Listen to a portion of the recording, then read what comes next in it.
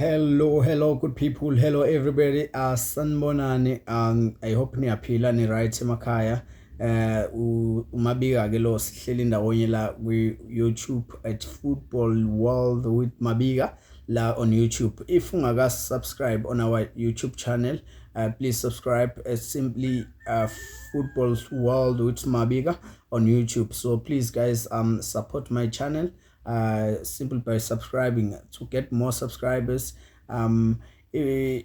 Sixoxe nje kulokhuza what you call comment section, share and subscribe. So ngeke ngathola amanye ama comment whereby people were saying ukuthi siyangakwazi yini ukwenza ama video and share our views. Yes guys, you can do that. Ningisendele ama lokhuza lawo ma video lawo ke ngiwapost on my channel.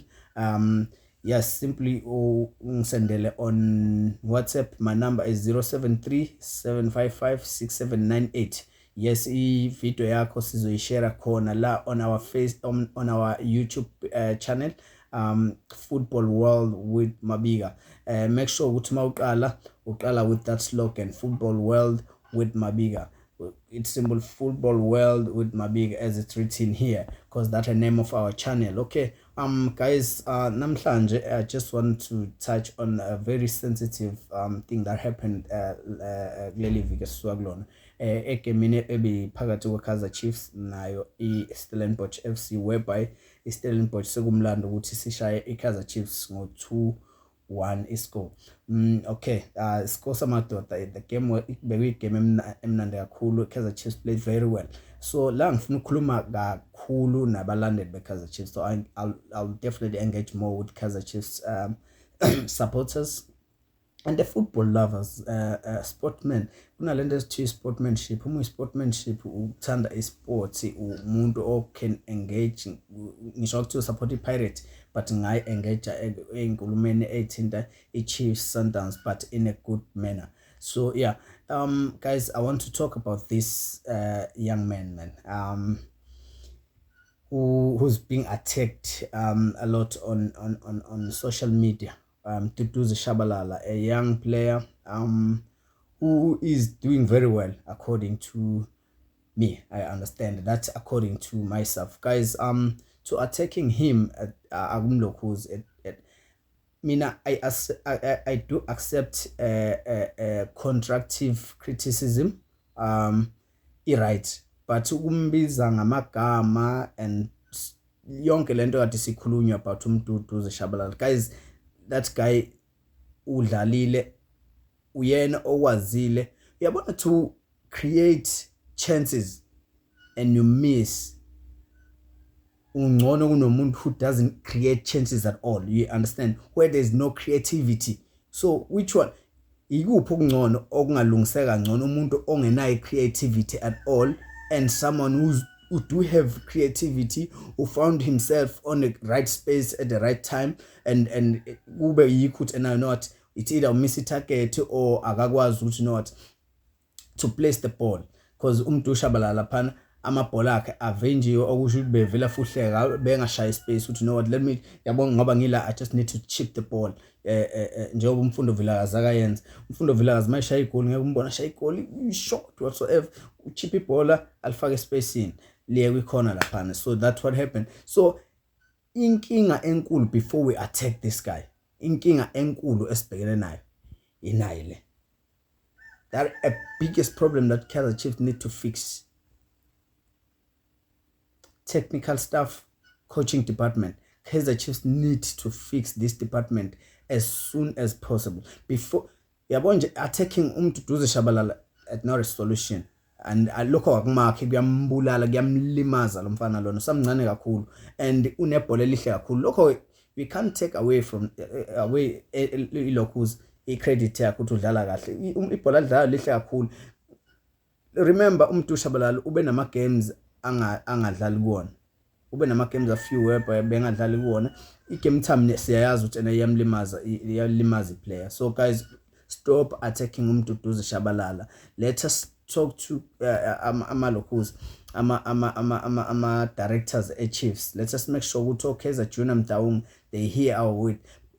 If ulokhu social media bobhaza kanje sikhala ngokuthi abaqashe ucoach. You can't. Sicoachwa i-translator, sicoachwa ama-fans. Ama-fans wona o-coach, ibona abantu abathi akangakhishwa usibanibani, akufake usibanibani, ama-fans. So yona yiphi team yake yacoachwa abantu abaningi kanje ngoba ama-fans eKaizer Chiefs mangaka. They overpower. Akekho ucoach osile angavuma ukucontrola ama-fans. You understand? So akakwazi ucoach, kuno-coach ongakwazi ukumela ilokho decision yakhe. Ukuthi okay, I took decision nesizathu why ngifuna ukukhipha usibanibani. You understand? Because yonke into phela iqala phansi, they discuss it with the technical team yakhe noma ama-assistant coach wakhe, then decide bamkhipha umdlali. So lana sicoachwa i-translator, ama-translators angazi lutho ibhola abalazi. What was the reason for ukufaka ama-defender u-5 like not even 5, 7 yini yayodefendwa kwi-Stellenbosch? So what was the reason? Phela actually we did attract i-Stellenbosch. Ibona ababize Stellenbosch, you know what, you guys come to us, we're not gonna come to you. You understand? We're not going to attack, so you guys can attack. We're giving you a chance ukuthi, you know what, come to us. Isizathu nje senze ba defender zisuka nje leya starting lineup. Okay, angeke ngiya ukuthi na why ba defendile. Yini enze kwashintshwa i-starting 11 eswinile last game? Ushintsho lungako lumayelana nani? Yena uMdusha Balala beyiqalile igame last game, wayengayiqalile igame. I-game time kwayena yamshaya. Confident ayikho at all. So you need to build confident kubadlali. You need to make sure the players are well motivated. Players technically they are poor. Khona bawese kunaMdusha Balala singababona i-creativity engekho at all kubona, engekho nje. At least uMdusha Balala can create a chance but miss it. You understand? So it's easy to fix leyo lokhuza because uyakwazi ukuthi, you know what, abese space is right at the right time, and uyakwazi ukuthi, you know what, othi ngibulale 1-2 ngibhekana noKip. Unfortunately agethe okuyinto okumsebenzi wabo ocoach ukuthi benze sure ukuthi abantu bayazi ukuthi, you know what, mase ngifesana noKip 1-on-1 yini ngumele ngiyenze. I know, man, that's not how it works. Let us stop attacking this young man, guys. Kaizer Chiefs supporters, stop attacking Dusha Balala. Stop attacking him. He's a good player. Let us support him. Usamncane, yes, ngiyazi ukuthi it's been a while to he's the upcoming star, but uyadlala. Yes, ngizwile omunye athi na he's not Bafana product. Yes, akadonso azokwakhiwa. The reason ngabe uyiyo ukube uno coach owazi umsebenzi wakhe, owenza umsebenzi wakhe. Manje he's being coached by a translator. Yini ezoyenza? Ana ucoach owazi ibhola nobuhlakani ofundelwe labantu baya esikoleni bayafundela ukuba ama translator, then iChiefs ibona ukuthi ungcono ukuthi ibenza ocoach. Kaizer Chiefs ayisithathe serious. Kaizer Junior Mdawu ngabasithathe serious. Yazi ungena uKaizer Junior Mdawu ngangithi yabona izinto eziningi zizoshintsha. You know what, ayikho into eshintshile. This is a family business, we understand, but at the end of the day support, we are there to see. Yabona nje lento enziwayo ilimaza abantu abaningi.